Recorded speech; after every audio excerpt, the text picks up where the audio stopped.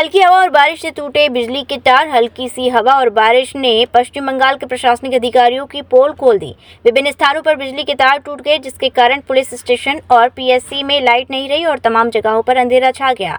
इसी बीच कुल्टी के सबसे बड़े अस्पताल प्राइमरी हेल्थ सेंटर, वहां भी चारों ओर अंधेरा छा गया था। जानकारी के अनुसार अस्पताल में भर्ती तमाम पेशेंट को ये कहकर घर भेज दिया गया कि बिजली की समस्या है और आप यहाँ नहीं रह सकते।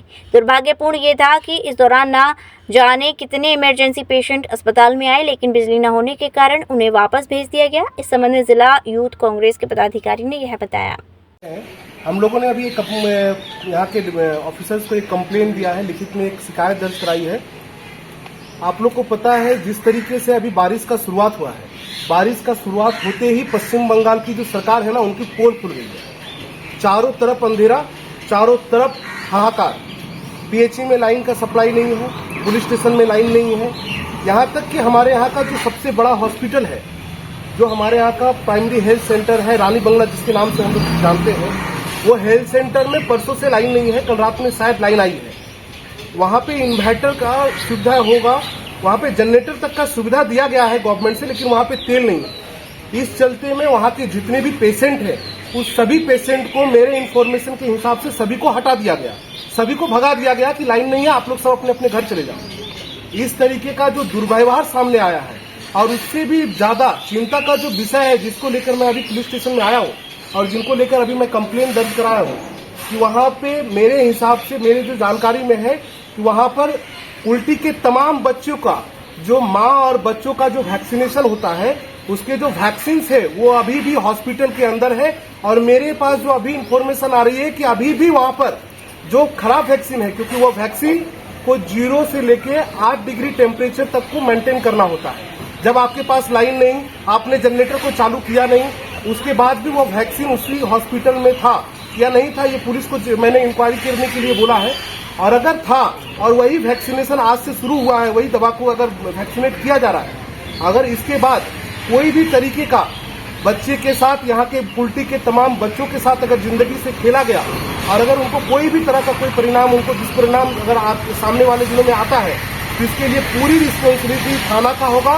उसके लिए पूरी रिस्पॉन्सिबिलिटी बढ़ाकर के पब्लिक हेल्थ सेंटर के तमाम डॉक्टर्स का होगा, क्योंकि ये जो बड़ी चीजें हैं, अभी उनको आज वैक्सीनेट नहीं करना था, उन दवाओं का उनको जांच करना था, वो वैक्सीन सही है या नहीं है, लेकिन आज से ही उन्होंने वैक्सीन चालू कर दिया।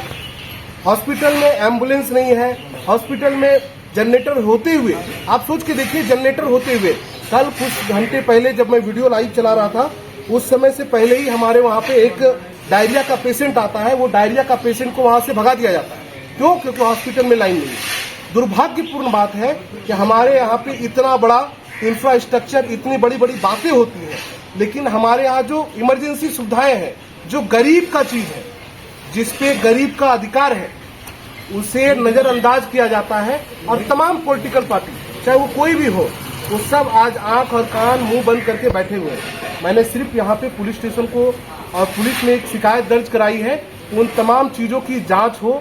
और क्योंकि ये विषय इतना गंभीर है, क्योंकि ये यहाँ के आने वाले भविष्य, यहाँ के बच्चों और यहाँ की जो माएँ हैं, उनकी सुरक्षा का विषय है। इसलिए हम लोगों ने एक एप्लीकेशन दिया है यहाँ पे, और इनकी जांच का विषय हम लोगों ने इनको जांच करने को कहा है। और अभी हम लोग फिर से यहाँ डीएम ऑफिस में भी जा रहे हैं, हम लोग हेल्थ सेंटर में भी जा रहे हैं इसका कंप्लेन करने के लिए, और क्या सिचुएशन है इसे हम लोग अभी देखेंगे। জেনে আসবেন, তারপর এই কথা না, ওটাই তো আমি ওই টেম্পারেচার নিয়ে তো আমি হ্যাঁ, সেই জন্যই তো বলছি। তো কালকে ইলেকট্রিসিটি ছিল না, তাহলে টেম্পারেচারটা কোথায় মেইনটেইন হবে স্যার? আরে বাবা, সেটা যদি আপনার জানার মতো ক্ষমতা থাকতো তাহলে তো আপনি আমার চেয়ারে বসতেন। না না না, চেয়ারে বসার দরকার নেই, কিন্তু আমি মানুষের জন্য, আমার নিজের, আমাদের ফ্যামিলি, তার নিয়ে আমি এইখান থেকে যদি এই গাইডলাইন্সটা কার জন্য? এই গাইডলাইন্স আমাদের জন্য আছে, নিশ্চয়ই আছে। এটা আমাদের জন্য জানার অধিকার দিয়েছে গভর্নমেন্ট। আপনি এটা লিখিত কমপ্লেন করুন সিএমএইচ কে। আমি সিএমএইচ কে কপি করছি, আমি ডিএম কেও কপি করছি। অবশ্যই অবশ্যই করুন, ঠিক। আমি থানাকেও কপি করছি। হ্যাঁ, আমার অসুবিধা একটাই যে আমার কাছে না এসে লোকে থানাতে প্রথমে চলে যাচ্ছে, মানে এটা তো অদ্ভুত লাগছে। আর কিছু না জেনে পাবলিককে যাতে পরিষেবা বরাকর পিএসসি থেকে খারাপ হয় তার জন্য যত রকম চেষ্টা করা হচ্ছে। কিছু রাজনৈতিক উদ্দেশ্য নিয়ে এই কাজগুলো করা হচ্ছে। এটা রাজনৈতিক উদ্দেশ্য নিয়ে করা হচ্ছে, যাতে লোকে বরাকর পিএসসি এত সুন্দর পরিষেবা দিচ্ছে তা সত্ত্বেও এটাকে কি করে বন্ধ করা যায়? আপনি দুদিন ধরে এখানে 30 ঘন্টা ধরে লাইন ছিল না, আপনি কবে বন্ধ ছিল? আমি বলছি আর তারপর বলছিলাম আমি রাজনীতি করি। লিখিত দিন, লিখিত কমপ্লেন লিখিত আপনারা দিলেন, একেবারে উপর মহলে দিন, ডিএমএস এ এটার ইনভেস্টিগেশন করবেন, তাহলেই পাবলিক বুঝতে পারবে। আপনি